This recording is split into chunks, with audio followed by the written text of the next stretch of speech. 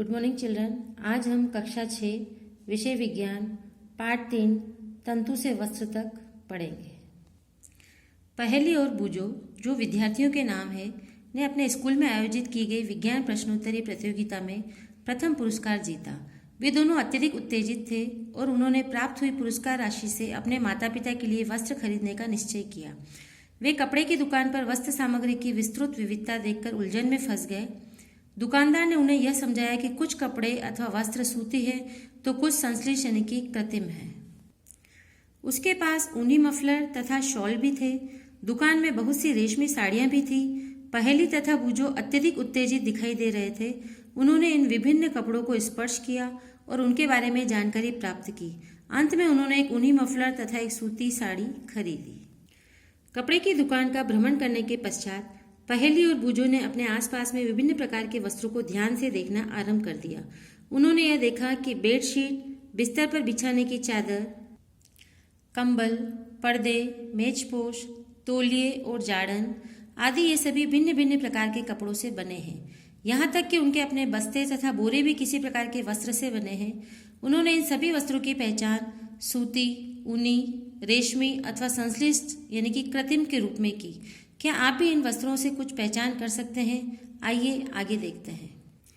विद्यार्थियों के लिए यहाँ पर एक कपड़े की दुकान का चित्रण दर्शाया गया है, जिसमें विभिन्न प्रकार के वस्त्र रखे गए हैं जो विभिन्न प्रकार के तंतुओं यानी कि कृत्रिम और संश्लिष्ट रेशों से मिलकर बने हुए हैं। हमारा अगला अध्ययन बिंदु है वस्त्रों में विविधता। इसको समझने के लिए हम एक क्रियाकलाप करेंगे। अपने पास के किसी दर्जी की दुकान का भ्रमण करेंगे।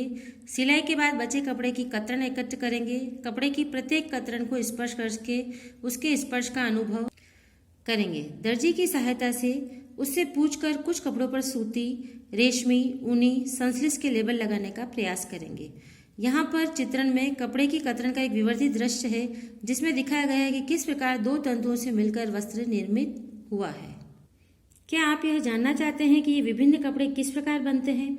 जब आप किसी कपड़े का अवलोकन करते हैं तो वह एक सतत टुकड़ा प्रतीत होता है।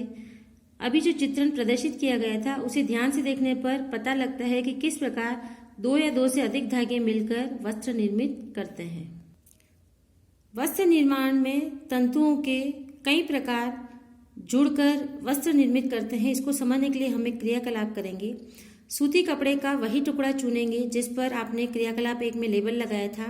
इसके एक सिरे पर कोई ढीला धागा या तागा ढूंढने का प्रयास करेंगे और इसे बाहर खींचेंगे। यदि कोई ढीला तागा दिखाई न दे तो पिन अथवा सुई की सहायता से आप एक तागा धीरे धीरे बाहर खींच सकते हैं। हम यह देखते हैं कि तागों को एक साथ व्यवस्थित करने पर वस्त्र बना है। ये तागे किससे बनते हैं? इस चित्र में प्रदर्शित किया गया है कि किस प्रकार वस्त्र से एक धागा निकालकर तागों को उससे अलग कर सकते हैं। हमारा अगला अध्ययन बिंदु है तंतु। इसे समझने के लिए हम एक अन्य क्रियाकलाप करेंगे। किसी सूती कपड़े के टुकड़े से कोई तागा बाहर निकालेंगे। इस तागे के टुकड़े को मेज पर रखेंगे। इस तागे के टुकड़े के एक सिरे को अपने अंगूठे से दबाएंगे। तागे के दूसरे सिरे को इसकी लंबाई के अनुदिश अपने नाखून से खरोंचेंगे। क्या आप इस सिरे पर यह देखते हैं कि तागा पतली लड़ियों में विखंडित हो गया है? आगे जो चित्र प्रदर्शित किया है उसमें इस प्रक्रिया को हम समझ सकते हैं। इस चित्र में तागे को पतले तंतुओं में विखंडित कर जिस प्रकार से दर्शाया गया है कि नाखून को खुरचकर उसको तंतुओं में विखंडित करना है, प्रदर्शित किया गया है। इस चित्र में दर्शाया गया है कि किस प्रकार तागा पतली लड़ियों में विखंडित हो जाता है। सुई में तागे को पिरोने या डालने का प्रयास करते समय भी आपने ऐसा ही प्रेक्षण किया होगा। कई बार तागे का यह सिरा कुछ पतली लड़ियों में पृथक हो जाता है। ऐसा होने पर तागे को सुई के नाके से गुजारना कठिन हो जाता है। तागे की यह दिखाई देने वाली पतली लड़ियां भी और अधिक पतली लड़ियों से मिलकर बनी होती है, जिन्हें तंतु कहते हैं। वस्त्र तागों या धागों से मिलकर बनते हैं तथा तागे भी आगे तंतुओं से मिलकर बने होते हैं। ये तंतु कहाँ से आते हैं? कुछ वस्त्रों जैसे सूती, जूट, रेशमी तथा ऊनी के तंतु पादपों तथा जंतुओं से प्राप्त होते हैं। इन्हें प्राकृतिक तंतु कहते हैं। रुई तथा जूट, जिसे पटसन भी कहते हैं, पादपों से प्राप्त होने वाले तंतुओं के उदाहरण हैं। ऊन तथा रेशम जंतुओं से प्राप्त होते हैं। ऊन भेड़ अथवा बकरी की कर्तित ऊन से प्राप्त होती है। इसे खरगोश, याक तथा ऊंटों के बालों से भी प्राप्त किया जा सकता है। रेशमी तंतु रेशम कीट कोकून से खींचा जाता है। हजारों वर्ष तक वस्त्र निर्माण के लिए केवल प्राकृतिक तंतुओं का ही उपयोग होता था। पिछले लगभग 100 वर्षों से ऐसे रासायनिक पदार्थों जिनका स्रोत पादप अथवा जंतु नहीं है से तंतुओं का निर्माण किया जा रहा है। इन्हें संश्लेष तंतु कहते हैं। पॉलिएस्टर, नायलॉन और एक्रिलिक संश्लेष तंतु के कुछ उदाहरण हैं। हमारा अगला अध्ययन बिंदु है कुछ पादप तंतु। इस अध्ययन बिंदु में हम पादपों से प्राप्त होने वाले कुछ तंतुओं का वर्णन करेंगे। पहला पादप तंतु है हमारा रुई। क्या आपने कभी तेल के लैंपों के लिए बत्तियां बनाई हैं?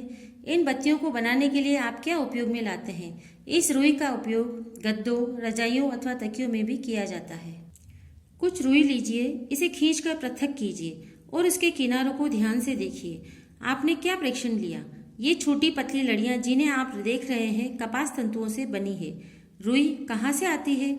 इसे खेतों में उगाया जाता है। साधारणतया कपास के पौधे वहां उगाए जाते हैं जहां की मृदा काली तथा जलवायु उष्ण होती है। क्या आप ऐसे कुछ राज्यों के नाम बता सकते हैं जहां हमारे देश में कपास की कृषि की जाती है? कपास पादप के फल, जिन्हें कपास गोलक कहते हैं, लगभग नींबू के माप के होते हैं। पूर्ण परिपक्व होने पर बीज टूटकर खुल जाते हैं तथा आप कपास तंतुओं से ढके बिनोले, जिनको कपास के बीज कहते हैं, को देखा जा सकता है। क्या आपने ऐसा कपास खेत देखा है जो कपास चुने जाने के लिए तैयार हो चुका हो? इस समय खेत कपास के परिफुल्लों, रोवों से इतना श्वेत हो जाता है जैसे हिम ने ढक लिया हो। इस चित्र में कपास पादप के खेत को चित्रित किया गया है जिसमें रुई पककर तैयार हो चुकी है और ऐसा लग रहा है जैसे हिम आच्छादित खेत यहाँ पर प्रदर्शित किया गया हो। साधारणतया इन कपास बालों से कपास को हस्तचयन द्वारा प्राप्त किया जाता है। इसके पश्चात कपास से बीजों को ककंतन द्वारा पृथक किया जाता है। इस प्रक्रिया को कपास ओटना कहते हैं। पारंपरिक ढंग से कपास हाथों से ओटी जाती थी। आजकल कपास ओटने के लिए मशीनों का उपयोग किया जाता है। इस चित्र में कपास ओटने की प्रक्रिया दर्शाई गई है जिसमें व्यक्ति हाथों से कपास ओटने का प्रयास कर रहा है। अगला अध्ययन बिंदु है हमारा जूट, जिसे पटसन भी कहते हैं। पटसन तंतु को पटसन पादप के तने से प्राप्त किया जाता है। भारत में इसकी खेती वर्षा ऋतु में की जाती है। भारत में पटसन को प्रमुख रूप से पश्चिम बंगाल, बिहार तथा असम में उगाया जाता है।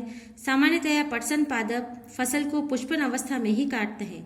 फसल कटाई के पश्चात पादपों के तनों को कुछ दिनों तक जल में डुबाकर रखते हैं। ऐसा करने पर तने गल जाते हैं और उन्हें पटसन तंतुओं से हाथों द्वारा पृथक कर दिया जाता है। इस चित्र में पटसन पादप को चित्रित किया गया है जिसके तनों से तंतुओं की प्राप्ति होती है।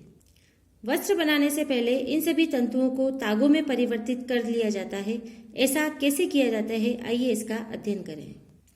रुई से तागा बनाने की प्रक्रिया को चित्र में चित्रित किया गया है कि किस प्रकार रुई को ओट कर तागा निर्मित किया जा सकता है। आप स्वयं सूती धागा बनाने का प्रयास कर सकते हैं। तागा निर्माण की प्रक्रिया को हम एक क्रियाकलाप द्वारा समझ सकते हैं। एक हाथ में कुछ रुई पकड़ेंगे, दूसरे हाथ के अंगूठे तथा तर्जनी के बीच कुछ रुई की चुटकी भरेंगे और इसे धीरे धीरे रुई से बाहर की ओर खींचेंगे तथा रेशों को लगातार ऐंठते रहेंगे। इस प्रकार से तागा निर्मित हो सकता है, जिसका चित्रण हमने अभी प्रदर्शित किया था। रेशों से तागा बनाने की प्रक्रिया को कताई कहते हैं। इस प्रक्रिया में रुई के एक पुंज से रेशों को खींचकर ऐंठते हैं। ऐसा करने से रेशे पास पास आ जाते हैं और तागा बन जाता है। कताई के लिए एक सरल युक्ति हस्त तकवा का उपयोग किया जाता है, जिसे तकली कहते हैं। हाथ से प्रचलित कताई में उपयोग होने वाली एक अन्य युक्ति चरखे के उपयोग को राष्ट्रपिता महात्मा गांधी ने स्वतंत्रता आंदोलन के एक पक्ष के रूप में लोकप्रियता प्रदान की थी। उन्होंने लोगों को हाथ कते धागों से बुने वस्त्रों को पहनने तथा ब्रिटेन की मिलों में बने आयातित कपड़ों का बहिष्कार करने के लिए प्रोत्साहित किया था। चित्र में तकली का चित्रण दर्शाया गया है।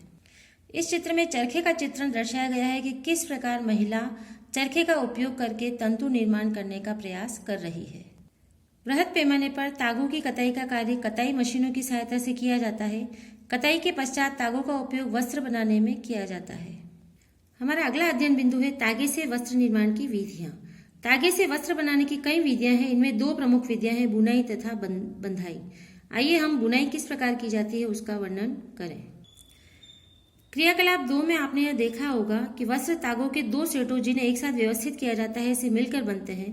तागों के दो सेटों को आपस में व्यवस्थित करके वस्त्र बनाने की प्रक्रिया को बुनाई या वीविंग कहते हैं।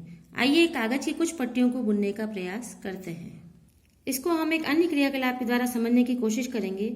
भिन्न रंगों की 2 कागज की शीट लेंगे।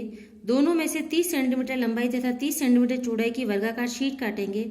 अब इन दोनों शीटों को आधा मोड़ेंगे और शीट पर चित्र में दर्शाए अनुसार रेखा खींचेंगे और दूसरी शीट पर भी दिखाए अनुसार रेखा खींचेंगे। दोनों शीटों को खींची गई रेखाओं के अनुदिश काटेंगे और फिर शीटों के मोड़ों को खोलकर उन्हें फैला लेंगे। एक शीट की पट्टियों को एक एक करके दूसरी शीट के कटावों से चित्र में दिखाए अनुसार बुनेंगे। चित्र में पट्टियों के बुनने के पश्चात का नमूना दिखाया गया है। इसी ढंग से तागों के 2 सेट को बुनकर वस्त्र बुने जाते हैं। तागे वास्तव में कागज की पट्टियों की तुलना में बहुत पतले होते हैं। वस्त्रों की बुनाई करघों पर की जाती है। करघे या तो हस्त प्रचलित होते हैं अथवा विद्युत प्रचलित। इस चित्र में कागज की पट्टियों से बुनाई किए गए चित्रण का चित्र दर्शाया गया है कि ए और बी 2 कागज की वर्गाकार पट्टियां हैं। उनके द्वारा जैसे हरा और लाल रंग की 2 वर्गाकार पट्टियां अलग अलग रंग की है, उनको आपस में बुनकर एक शीट तैयार की जाती है और डी में दर्शाए अनुसार इसी प्रकार से वस्त्र भी बुने जाते हैं।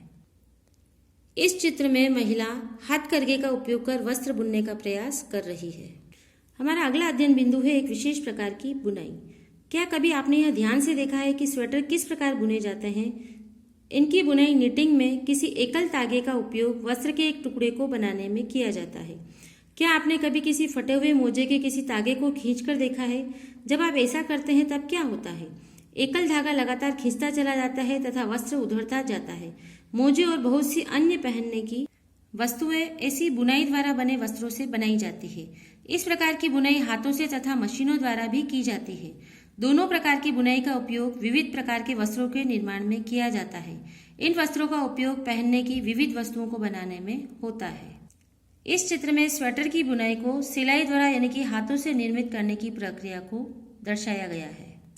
हमारा अगला अध्ययन बिंदु है वस्त्र सामग्री का इतिहास। क्या आपने कभी यह जानने का प्रयास किया है कि प्राचीन काल में लोग पहनने के लिए किस सामग्री का उपयोग किया करते थे? वस्त्रों के विषय में पूर्व प्रमाणों से ऐसा प्रतीत होता है कि प्रारंभ में लोग वृक्षों की छाल, जिसे वल्क भी कहते हैं, बड़ी बड़ी पत्तियों अथवा जंतुओं की चर्म और समूर से अपने शरीर को ढकते थे। कृषि समुदाय में बसना आरंभ करने के पश्चात लोगों ने पतली पतली टहनियों तथा घास को बुनकर चटाइयां तथा डलियां, जिसे टोकरी भी कहते हैं, बनाना सीखा। लताओं, जंतुओं की ऊन अथवा बालों को आपस में ऐंठन देकर लंबी लड़ियां बनाई। इनको बुनकर वस्त्र तैयार किए। पूर्व में भारतवासी रुई से बने वस्त्र पहनते थे जो गंगा नदी के निकटवर्ती क्षेत्रों में उगाई जाती थी। फ्लैक्स भी एक पादप है जिससे प्राकृतिक तंतु प्राप्त होता है। प्राचीन मिस्र में वस्त्रों को बनाने के लिए रुई तथा फ्लैक्स की कृषि नील नदी के निकटवर्ती क्षेत्रों में की जाती थी। उन दिनों में लोगों को सिलाई करना नहीं आता था। उस समय लोग अपने शरीर के विभिन्न भागों को वस्त्रों से आच्छादित कर लेते थे।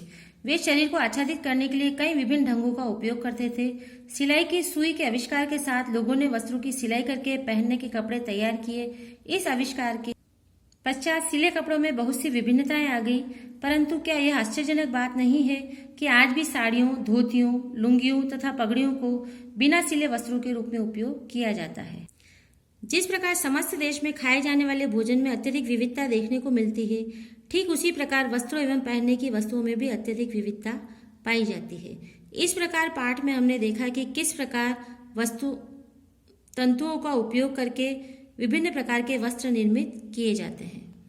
आज के अध्ययन बिंदु पर आधारित गृह कार्य प्रश्न इस प्रकार हैं। पहला, कताई व बुनाई किसे कहते हैं, समझाइए।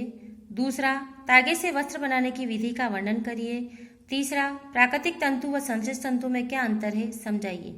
विद्यार्थियों से अनुरोध है इन प्रश्नों के उत्तर अपने कॉपी में लिखें। धन्यवाद।